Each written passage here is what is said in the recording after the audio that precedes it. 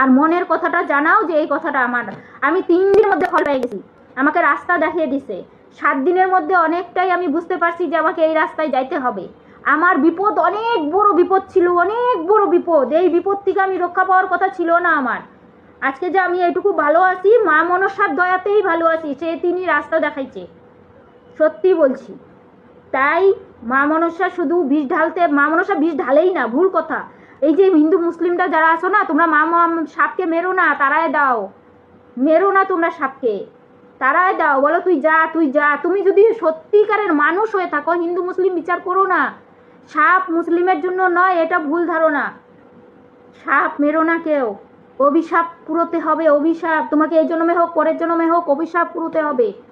তুমি সাপ মেরো না, কেউ সাপ মেরো না, তারাই দাও। সত্যি বলছি, তুমি যদি আজকে যদি তোমার কোনো বিপদ হয়, বিপদে পড়ে থাকো, তুমি সাপকে ডাকো, মা মনসাকে ডাকো, বিপদ থেকে রক্ষাও পাবে। এবং তুমি নিজে প্রচার করবে যে হ্যাঁ সত্যিই তো উনি তো বীজ ছড়াতে আসেননি, মানে আমার রক্ষা করছেন। তুমি একদিন নিজে হয়ে নিজে প্রচার করবে। সত্যি বলছি, জয় মা সকলের মঙ্গল করবে।